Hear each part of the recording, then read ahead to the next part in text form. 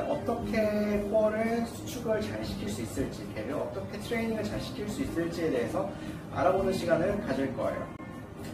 당연한 얘기지만 어떤 특정한 근육군을 트레이닝을 시키기 위해서 그 근육군이 가지고 있는 성질을 알아야 돼요. 그러면은 코어 근육에 대한 성질을 알아야 되는데요.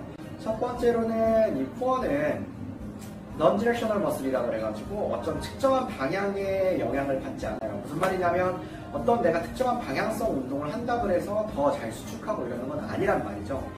바꿔 말하면은 어떤 동작을 하든지 간에 이 코어는 수축이 가능하기 때문에 안정성을 담당을 할 수가 있게 되는 거죠. 그리고 두 번째 같은 경우에는 이 코어는 또 뉴트럴 포지션이라고 하는 중립 자세에서 가장 잘 활성화가 되는 특성이 있어요. 그래서 뉴트럴 포지션이라고 하는 중립 자세를 좀 잘 만들어준 상태에서 운동을 하면 훨씬 더 잘 수축이 될 수가 있겠죠. 세 번째 같은 경우에는 얘 같은 경우에는 힘을 강한 상태에서 운동을 시키면 활성을 시키기가 조금 힘들어요. 물론 내가 이제 코어 트레이닝이 엄청 잘 되어 있다. 그러면은 바깥에 있는 글로벌 모버라고 하는 원래 힘을 많이 준 상태에서 활성화되는 근육들과 함께 코어가 쓰이거든요. 근데 만약에 내가 코어 트레이닝을 전에 해본 적이 없다, 초보자다 이러면 바깥에 있는 근육이 강하게 쓰일 때는 안쪽에 있는 근육이 제대로 활성화되는지 내가 체크를 하기가 좀 힘들어요.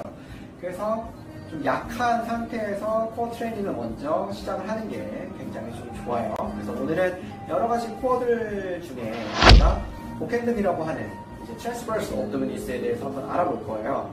그래서 트랜스버스 옵도미니스를 이제 그 트레이닝을 하려면 일단은 뉴트럴 포지션을 만들어야겠죠. 한번 만들어 볼게요.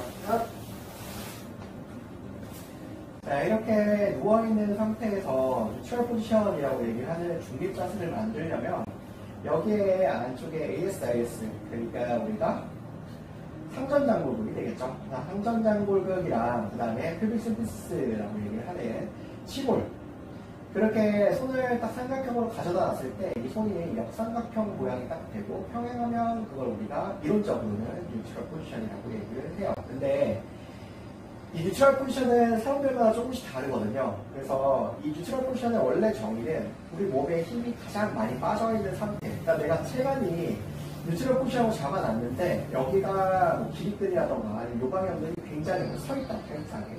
그런 경우에는 우리가 뉴트럴 포지션이라고 얘기를 할 수가 없죠.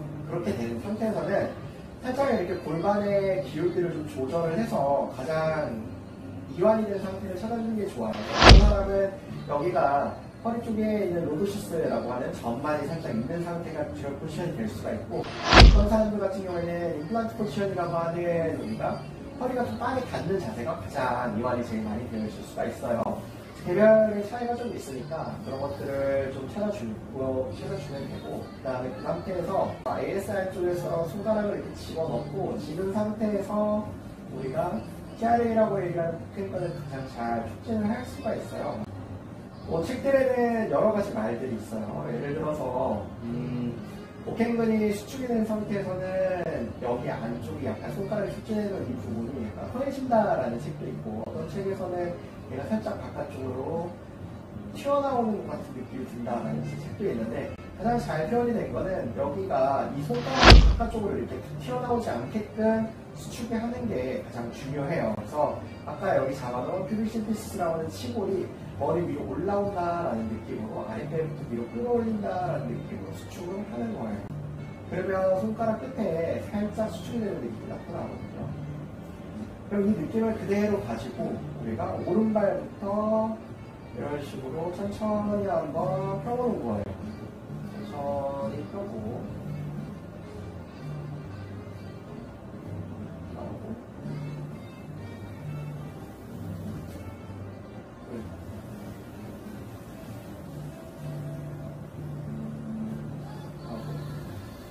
네, 이렇게 발을 양쪽을 펴는 동작에서 복행근의 힘이 계속 일정하게 들어와야지 되는데, 얘가 뭐 힘이 빠졌다가 들어온다거나 아니면 손가락이 바깥쪽으로 튕겨나온다거나 이런 것들을 주의를 하면서 계속 우리 이제 leg 슬라이딩을 하는 거죠.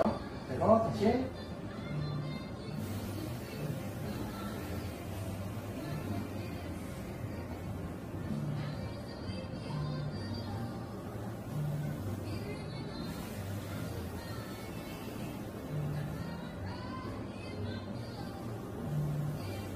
이런 식으로.